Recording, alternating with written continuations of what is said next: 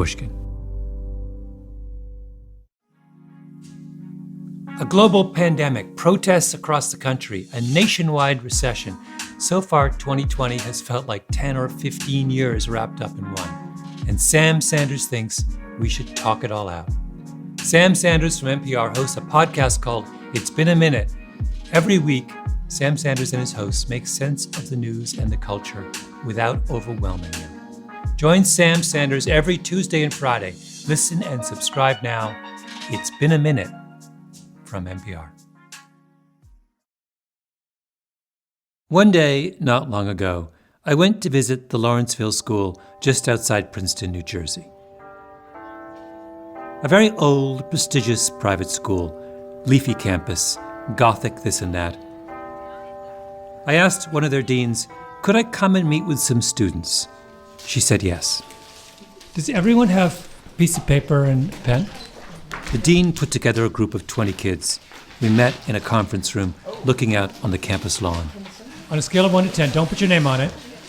I would like you to rank your happiness with the Lawrenceville School's current electoral process. 10 is you think it's perfect.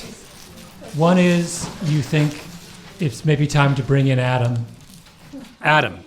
Adam Cronkright. He was the reason I was there. Okay. Hi, everyone. Thanks for coming. My name is Malcolm Gladwell, as you know. I am a writer, and I have a podcast called Revisionist History. That's how the afternoon began.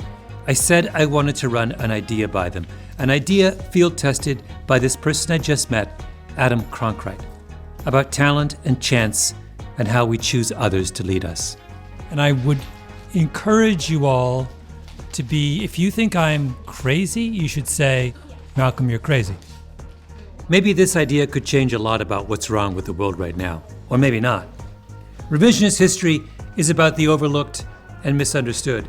Usually, I decide what belongs in either of those categories. This time, I thought I'd just run Adam's idea by the students of Lawrenceville and let them decide. All this had to do with the way they elected their student council. I thought they should call a constitutional convention and start over. There is no right answer or wrong answer, but I want to make a case for something and see how that possibly relates to the way you guys do things here at Lawrenceville. They listened to Adam's idea, argued about it for close to 2 hours. I'll be honest, I didn't think I'd get anywhere. The whole student council was there as well, all people who had profited from the Lawrenceville electoral status quo. And what was wrong with the status quo? In theory, not much. Lawrenceville elected its leaders through the perfect democratic system, campaign speeches, open elections. Their constitution might as well have been drawn up by the founding fathers. For all I know, one of the founding fathers went to Lawrenceville.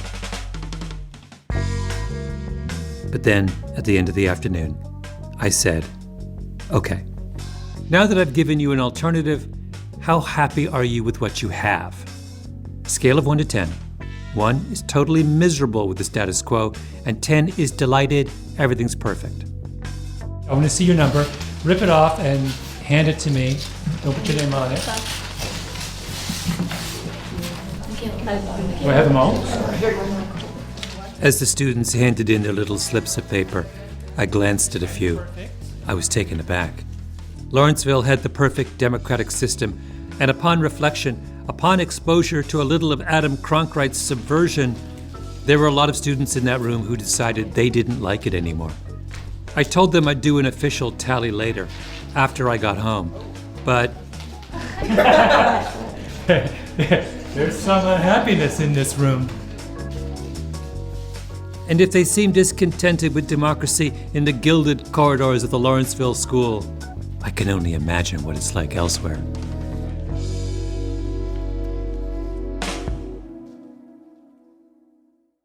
I first ran across Adam Cronkright online.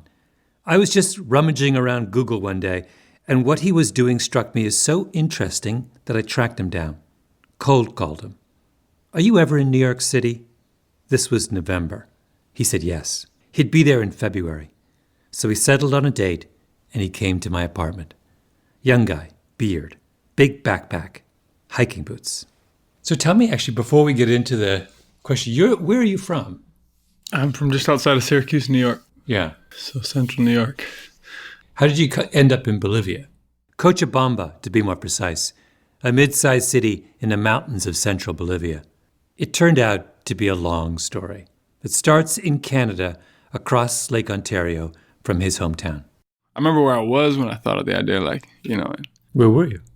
I was outside Victoria Hall walking on the Queen's campus, and it was spring. It was 2009. Adam was finishing college at Queen's University in Kingston, Ontario. He wanted to be a politician. He had, as he puts it, a pretty big hero complex.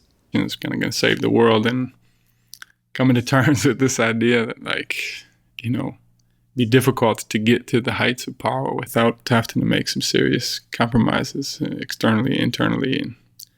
And so then it was kind of like, okay, well, what am I going to do? What are we going to do? He began to read history, political science, turned it over in his mind, looking for a big idea.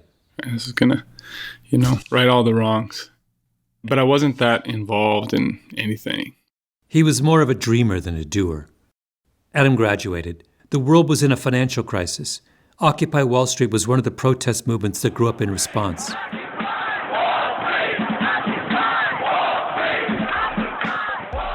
There was a tent city of activists in Zuccotti Park in Lower Manhattan. Adam decided to go down to New York and join them. There were working panels and panel discussions, and one speaker in particular stuck with him, an activist from Bolivia who talked about an epic struggle there over water. Adam lived in Zuccotti Park for 5 weeks until everyone was evicted by the NYPD. His experience with Occupy left him frustrated. He understood what they were fighting for, but not how. There was no how in Occupy. They didn't have a plan that seemed like it could actually reform the systems that had failed during the financial crisis. Adam moved to Brooklyn, slept on someone's couch, and all the while kept Skyping with his new friend from Bolivia, the water activist Marcela Olivella.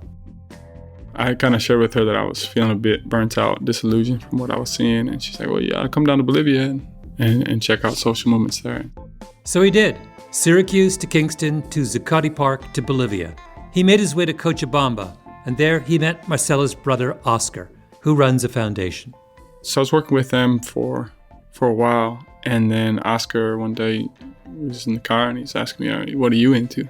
So I started telling him about democratic lotteries, and he had never heard of the concept. Democratic lotteries. That's Adam's idea. Replace elections with lotteries. Adam tells Oscar about it. Oscar says, we could test it in the schools.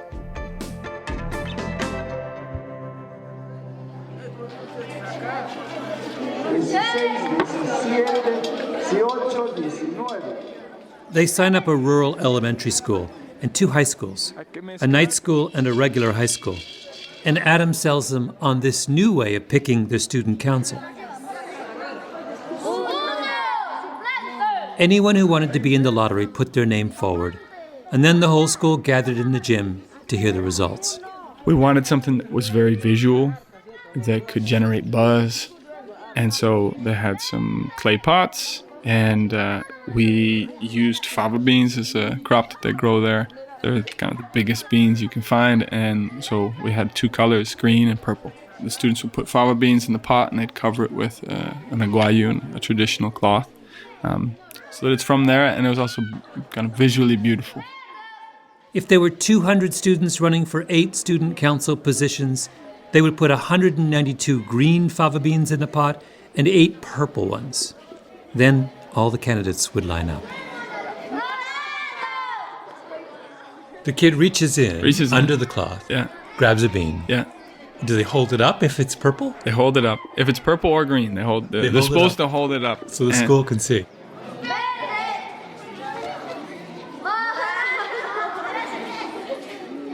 No campaigning, no speeches or posters, no glad handing, no ballots, no recounts. The whole selection was over in 20 minutes. Those who picked out the purple fava beans We're on the student council. Done.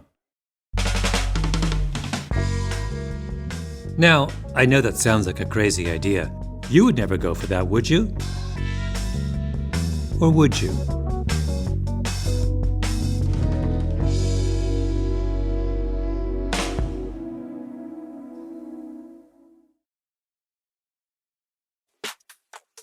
Hello, everyone. Malcolm Gladwell here. I'm here to say a few words about Raycon wireless earbuds. Now, I know you've all heard of the other earbuds. I had them for a time, and I lost them. And I thought, oh no, now I have to spend hundreds of dollars on a new set. Surely there must be a way to get that same convenience and amazing sound for less. It turns out there is. Raycon. I'm wearing them right now. Half the price of the other brand.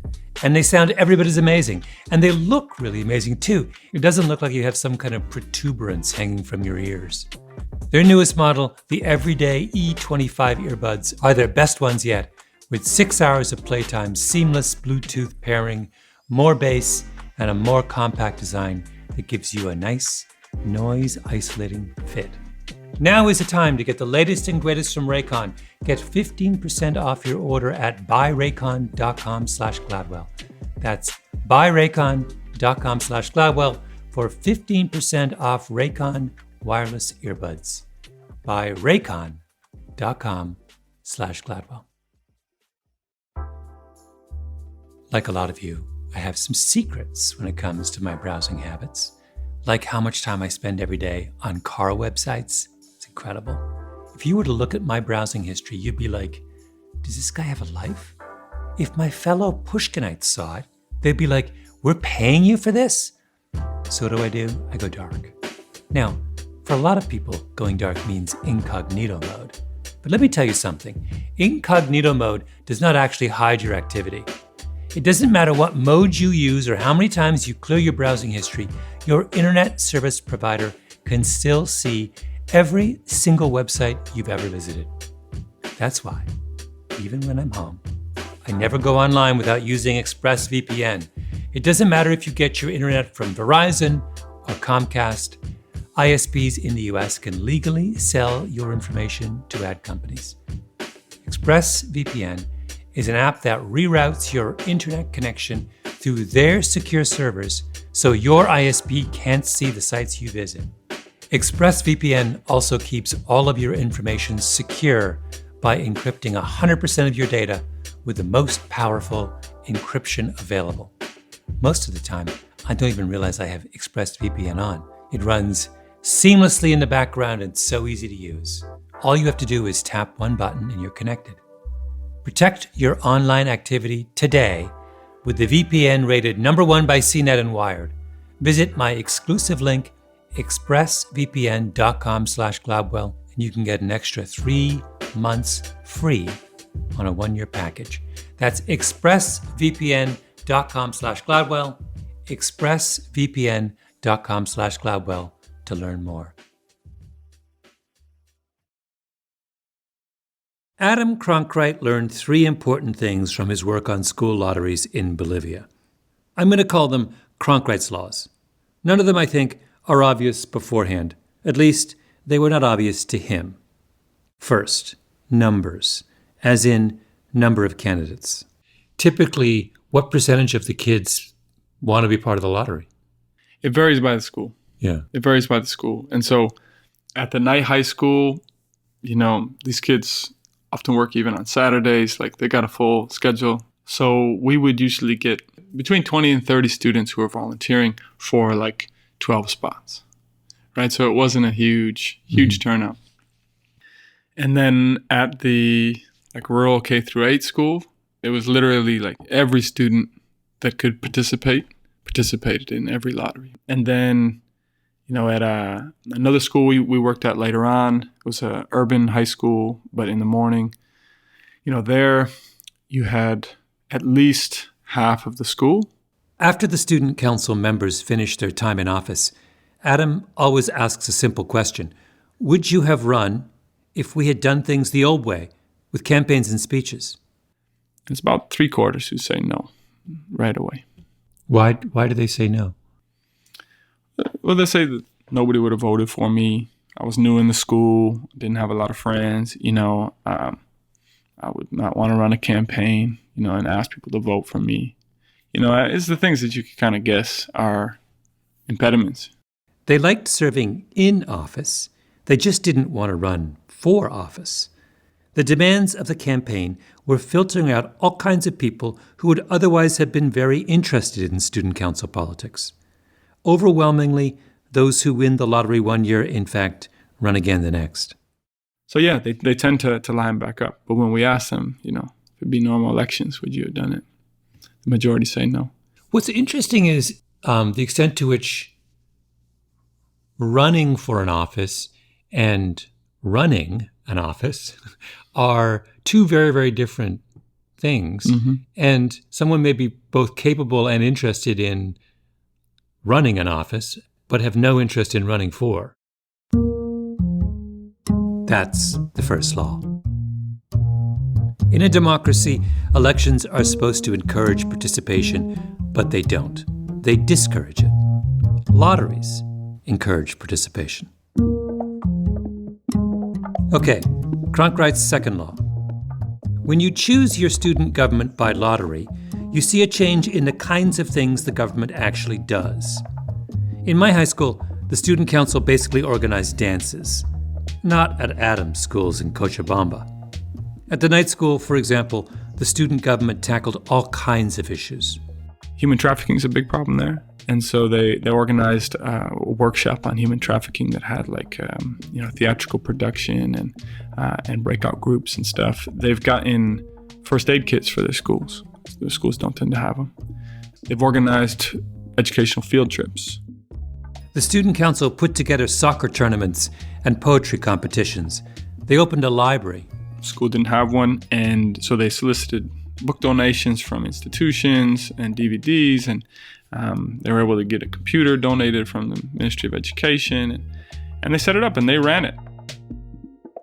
They also created their own student ID cards because that school didn't have ID cards and didn't have uniforms. And since they went to school at 7 p.m., the transportation workers didn't believe that they were students since they charged them double. So that was the first thing that they worked on. That was like priority number one for all the students was we want student ID cards. And so they made their own and distributed those. To Adam, the crucial thing about that long list of accomplishments was the range of things the students were interested in. What do you mean by that? Well, it's a more diverse group. They come from different social circles versus typically, at least in Bolivia, it'll be like a group of friends who runs for election, right? And so they have similar perspective on the school and what the school might need and or what they're going to offer to win people's votes, which is typically more the case. And so a group that's brought together through lottery, none of the students in the student government know each other prior to that first meeting.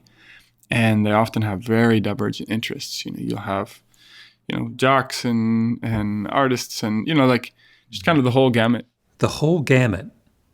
Democracies are supposed to be the best system for ensuring that a whole gamut of interests are represented in government. Cronkright's second law says that's not true. Not if the government is drawn from the same narrow band of society year after year.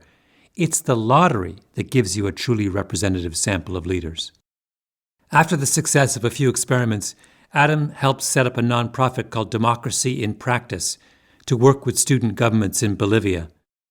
I can't tell you the number of times that, fresh off of a lottery selection, we have the first couple orientation meetings, and my co-founder Raul and I will come out and we'll be walking together, and we'll be, saying, so-and-so, they're going to be a really important part of this team. They present themselves well, they speak well, they're confident, and they don't even finish the term of office. This brings us to Cronkright's third law, maybe the most important of all. Nobody knows anything. The number of times that we've walked out of those meetings and been worried about a particular student who seemed really unplugged, just kind of closed body language, uncomfortable, didn't participate much. And we said, all right, we got our work cut out with that student. And they, within a couple of weeks, they figure out what's expected of them, how they can plug in. And by the end of their term, they're even voted by their peers as like one of the most important members of the team. And so that's an experience we've had over and over again. And I still kind of get fooled by that. The charisma that certain students will have and the confidence that they'll have. So the mechanism we're using for predicting who will be a good leader is just flawed. That's what you're saying. Yeah. And even you sometimes fall into this trap of thinking that because a kid presents herself really well and is well-spoken and charismatic, that she's going to be a good leader. Yeah. It's really difficult to counter that bias, right? And obviously, not every student who's confident, charismatic, has a big ego and can't work well with others and doesn't show up. We've had several students who fit that mold and were great teammates. But generally, it's a lot easier to teach a shyer student or student who's not super popular. It's a lot easier to teach them to overcome those fears and kind of add a few more leadership skills to their skill set than it is to teach some of the more confident, charismatic students to kind of set aside their ego and like be a good member of a team and not try to steal the limelight and listen to others and not dominate conversations. Democratic elections are based on the idea that voters are good predictors, that they can look at a slate of candidates and accurately predict who will be the most effective leader. That's why we have campaigns and speeches and debates to help us make that prediction. But in Bolivia, Adam and his team discovered that people are lousy predictors. The teachers who often aren't in the meetings are just constantly fooled by, when they come out and they say, that student, what a great leader, and they're not even aware that the rest of the student government's about to kick them out. They've had enough of some of their behavior. And there's one student who got picked in the lottery, and during the lottery, I had a teacher turn to me and under his breath say, that student's a dud. He's not going to work out. I found out afterwards he was the one student from his class of 35 students who had failed the previous year, and he was one of the more kind of outstanding examples that we've had. He really loved to work on meaningful projects and be a part of a team. Now, I know what you're thinking. It's Bolivia. What works for teenagers in Cochabamba doesn't necessarily work for the rest of us. Apples and oranges and all that. Except, after being schooled by Adam, I began to see versions of his logic everywhere. Hello, this is Mike Lauer at NIH. Delighted that you found the time to chat with me. I just ran across your papers on peer review and citations and found them absolutely fascinating. And they fit very much in a theme I'm exploring in my podcast this season. So I wanted to chat. Michael Lauer is Deputy Director of Extramural Research at the National Institutes of Health in Bethesda, Maryland. If I had to make a list of the most important Americans you've never heard of, Lauer's in the top 10. He's way, way up in what you might call, and I mean this in the nicest possible way, the biomedical deep state. His office hands out around $30 billion a year in research grants to scientists across the United States. Basically, if you walk through any biology or chemistry department, or any medical school, or any medical research institute, Lauer's office is what's paying for it. So, every year, his office gets 80,000 grant applications from around the country. They only have money to fund about 20% of those. So they hold the equivalent of an election. Each of those applications gets assigned to a small group of reviewers. The reviewers vote for the ones they like and throw out the rest. Then those finalists are turned over to a second group of voters. The reviewers who are assigned the grant will give a brief presentation about the grant itself and what they thought were the strengths and weaknesses. This is then followed by an open discussion. After the discussion is complete, there is then a scoring. So first round is you're throwing out the bottom half. That's right. That's right. Second round is you're scoring the remainder. And how what is the score? The score is on a scale of what to what, or how is the score represented? This is like golf, so a lower score is better. A score of 10 would be perfect. That means that as far as the reviewers are concerned, they can't think of anything better. A score of 90 would represent the absolute worst. Those scores are predictions about how good a scientist's proposal is, in exactly the same way that the choices voters make are predictions about how good a leader a candidate will be. Cronkright's third law says that voters aren't very good at that prediction. So Lauer wonders, what about the NIH's grant reviewers? Are we any good at it? Does the proposal that got a perfect 10 from the voters at grant approval time actually end up being the most influential or innovative research once it's finished? Lauer looks around. He can't find any definitive answer to that question. This peer review process that you've just described has been in place at NIH for how long? 75 years. 75 years. So we have this situation where we have a process in place for many, many years, 75 years, which is, from an empirical perspective, unexamined. Well, that's right. So Lauer says, let's take a look. His method is simple. The standard way that science measures the value of a bit of research is how often it's cited by other scientists in their work. So if I spend 5 years working on an experiment and no one mentions that experiment again, it would be considered a failure. And if it's mentioned 1,000 times, it's considered a home run. So, what is the correlation between the score of your grant application and the number of citations your work gets once it's finished? I think you know where this is going. We did not find a strong correlation between the peer review score and the citation metrics of the subsequently funded grant. Now, it's worth pointing something out. Lauer doesn't go into this thinking that the NIH is going to be subject to Cronkright's third law. Nobody knows anything. After all, Lauer's not talking about adolescents judging other adolescents. He's talking about distinguished scientists judging the potential of other distinguished scientists. We had assumed that we would find a reasonably strong correlation between the peer review score and the grant productivity. Really? Yeah. I had assumed that you went in skeptical. No. But then again, exactly as I said, if we knew what we were doing, we wouldn't call it research. Cronkright's third law applies outside of Cochabamba. It applies even at the National Institutes of Health to the process by which billions of dollars of research money is distributed. It's not Cronkright's third law, it's Cronkright's universal third law.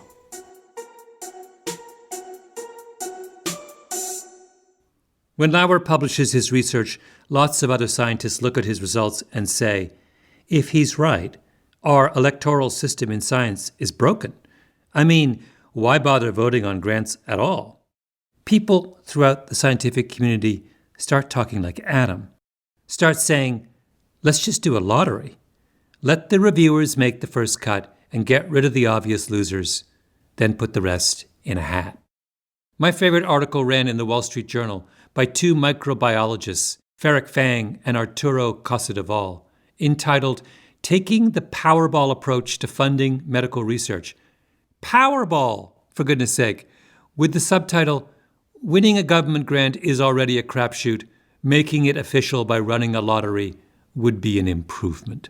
There's a famous line from Niels Bohr, and also attributed to Yogi Berra, that prediction is very hard, especially about the future.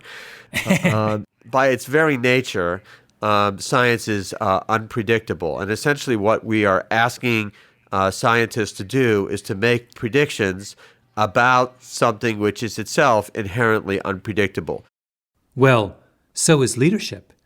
Leadership is even more unpredictable than scientific merit. So why do we insist on making predictions about something which is inherently unpredictable? Along these lines, I did something fun 2 days ago.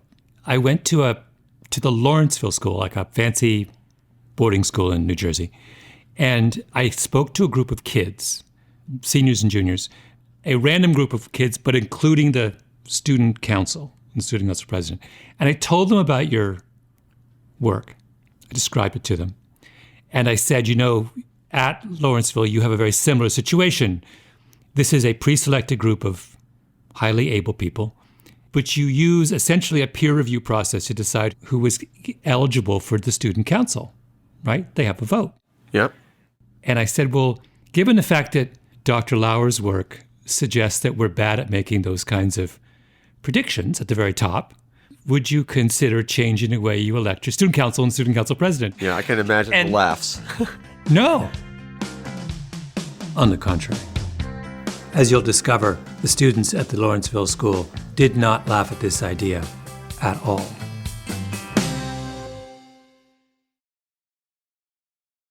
So tell me, what's the name of your dog? Max. And he's what kind of dog? He's a Labrador Retriever. ZipRecruiter asked me to look for real stories of real people looking to make real hires. So I went over to my neighbor's house to talk about Max. So you've been in lockdown now for how long with Max? We've been in lockdown now since March. And how much time has he spent with other dogs during that time? 0. So he's really just turning into another member of your family. Yes, he thinks he's human. He has an attitude of a human, and he's very clinging. Like he just clings. He walks around us everywhere we go. Yeah. I go to the bathroom. He wants to come with me. It's insane. Would you say he's now the most neurotic member of your family? He's definitely the most neurotic member. You give him food, and he's like, nah, I don't want that. And like you try to... Does he push it around with his paw? He pushes his foot around with his paw. He's giving an attitude. He demands things. Has he lost interest in rabbits? He's lost interest in rabbits. He's lost interest in squirrels. And is he asking for a lot of screen time? Max is asking for a lot of human time. Yeah. I'm just exhausted. I mean, how much can I serve this dog? What I would really love to do is to hire a dog for my dog. Like you want a companion animal for your animal. Exactly. Let's be honest. ZipRecruiter can solve lots of hiring problems, but they can't help my neighbor. I don't think ZipRecruiter works for hiring companion animals for animals. But for everything else? Oh, absolutely. The world is hopefully getting back to work safely, and ZipRecruiter is here to help. For just about any industry, from healthcare to manufacturing to business services, ZipRecruiter makes hiring faster and easier. How? ZipRecruiter's smart matching technology finds people with the right experience for your job and actively invites them to apply. In fact, 4 out of 5 employers who post on ZipRecruiter get a quality candidate within the first day. See how ZipRecruiter can help you hire. Try it now for free at ziprecruiter.com/Gladwell. That's ziprecruiter.com/Gladwell. These days, it's harder than ever to lead a happier life. But I've found that if you really want to find happiness, you should look for answers in evidence-based science. I'm Dr. Laurie Santos, a professor at Yale University. In my podcast, The Happiness Lab, I discuss how the latest research on the science of well-being can change the way you think about happiness. We tackle topics like how to deal with loneliness and how you too can get over your complaining. You can find The Happiness Lab wherever you listen to your podcasts. Thoughts? Comments? Is this something you'd ever think of trying here? Do you think Bolivia is different than New Jersey? The students at the Lawrenceville School take the argument I brought them very seriously. They have lots of questions.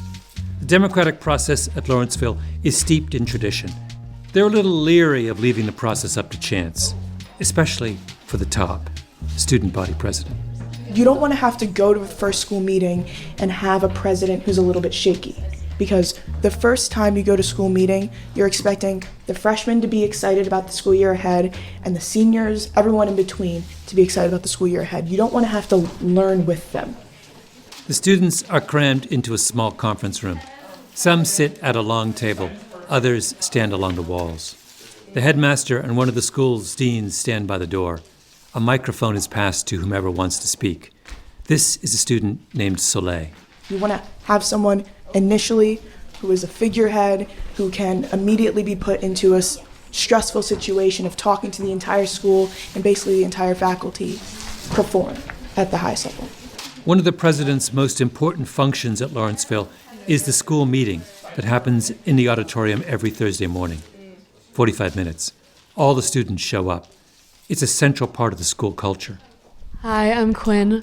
I think that a good public speaker is someone who's willing to be vulnerable with the audience, which is also why I think that being a good public speaker and being a sociable, energetic person is really important in being a good leader, because when you're vulnerable on stage, like Tay last year rapped on stage, which was awesome and got us really excited.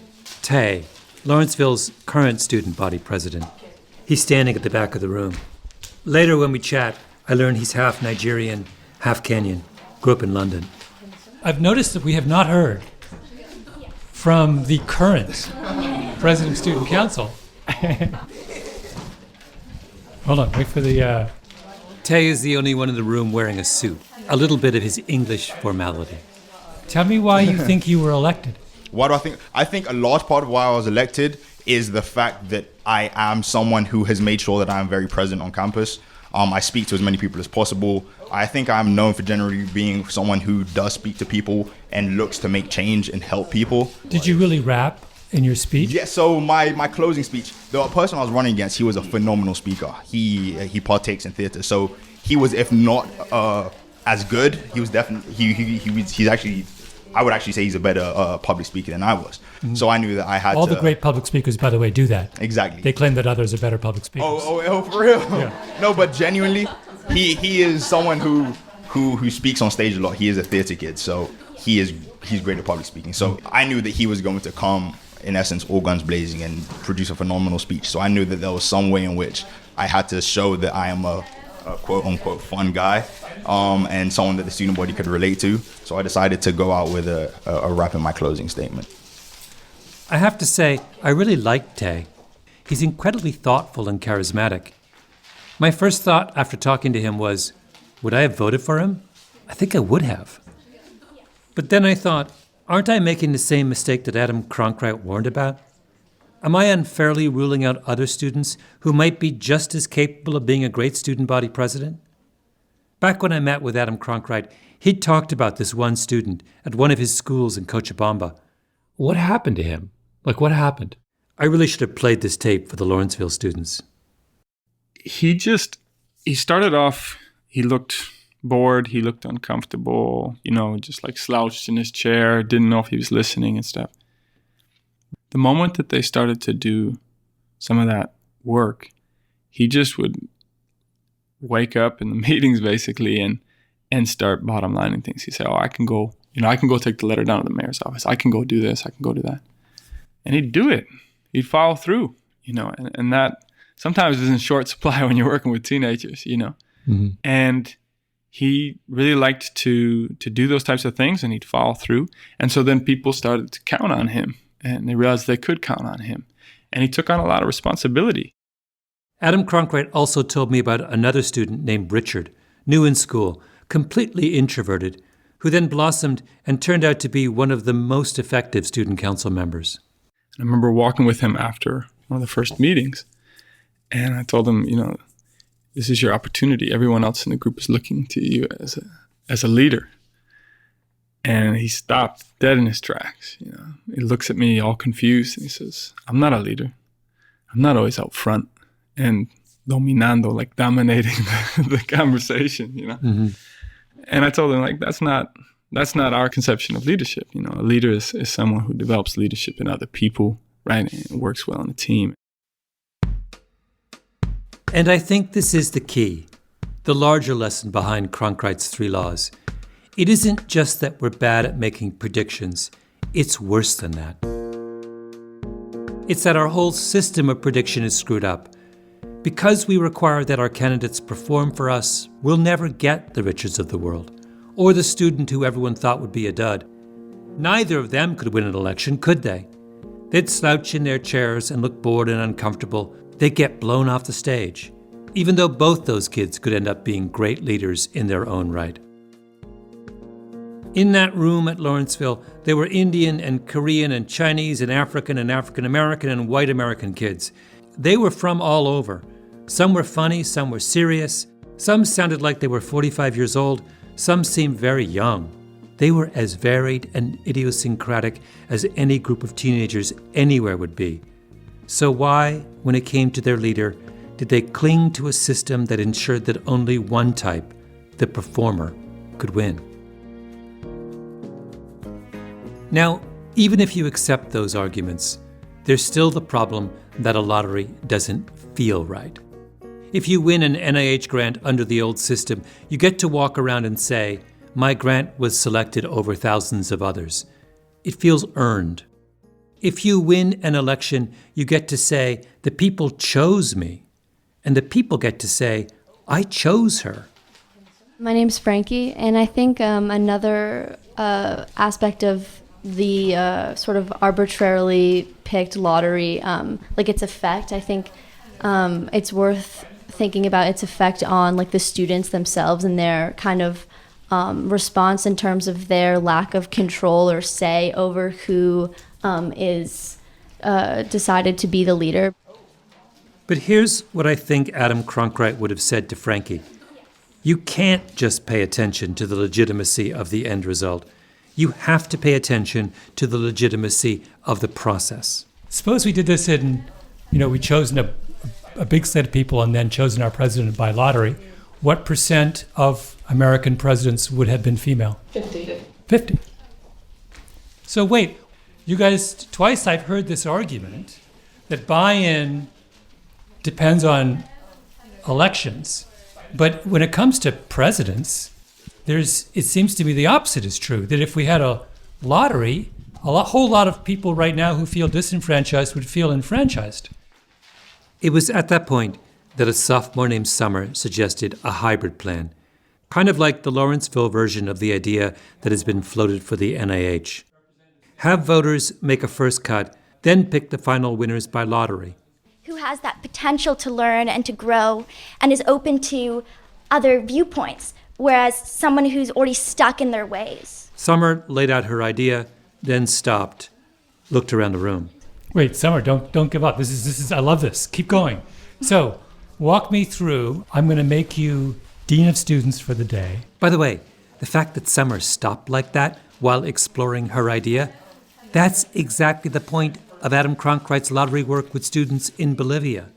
Because the electoral system does not reward the candidate who, midway through explaining her idea during a debate, pauses to gather feedback and take the temperature of the room and reflect on whether what she's saying is actually what she wants to say. No, the system rewards the candidate who blunders ahead, convinced of their own brilliance. I want more candidates like Summer. Keep going. So, describe to me how this works. I like this idea a lot. So I think the preliminary part, like I said, would be an anonymous procedure where people could prepare a piece, any piece they wanted, whether it be a project, an essay, a video.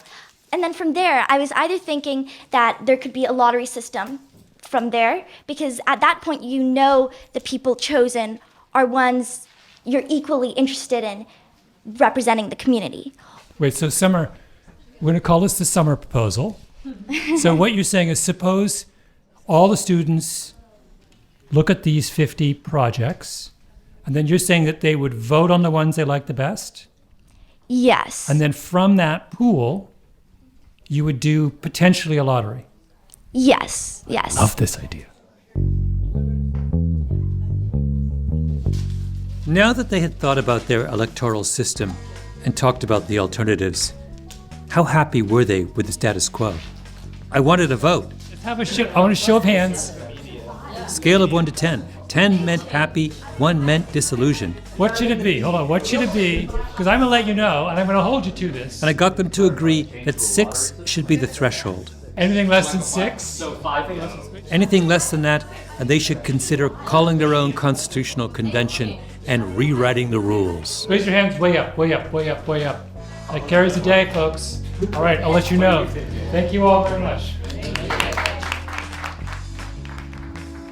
I went home and counted. Their average happiness score with the electoral status quo, 5.3.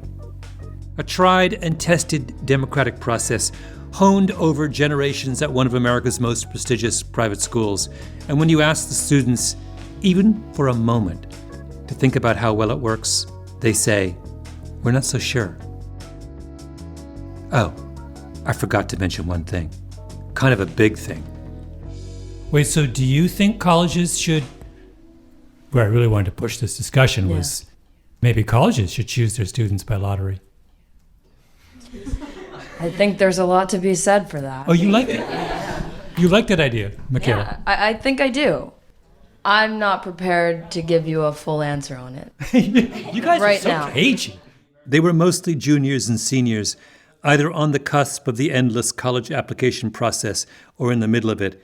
And college selection is the student body president problem times 10, right? The student runs for a highly coveted position, the university makes its prediction. But if NIH reviewers can't predict the best scientists based on grant proposals, and if voters pass over perfectly good candidates because they slouch in the corner, how on earth can universities pick the best students based on college applications? There are much, much bigger fish to fry here. Yeah, I like it. I like the idea a lot. Another revolutionary. I was suddenly so giddy with excitement that I didn't catch his name. Lanky kid, big head of curly hair. Do you think that the reason you and I think alike so much is that our hair is similar? I think so, yes. That's definitely. Because I called for another vote on support for college admission lotteries. Wait, show of hands. Oh. Most of you, well, half. The revolutionaries are not at the gates of Lawrenceville. They're inside the gates. Next stop for Adam Cronkite, New Jersey.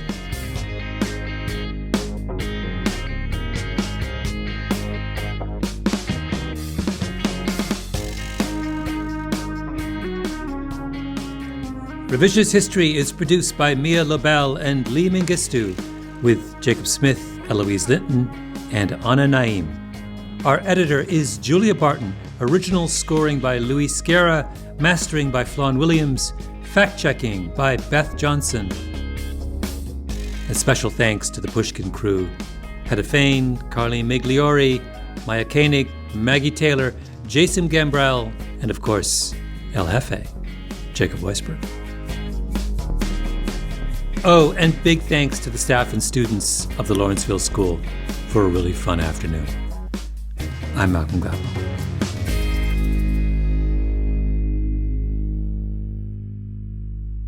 It would have been so much cleverer if I had had them have a lottery to decide on whether to have a lottery. That would have been so meta and great, but I missed that opportunity.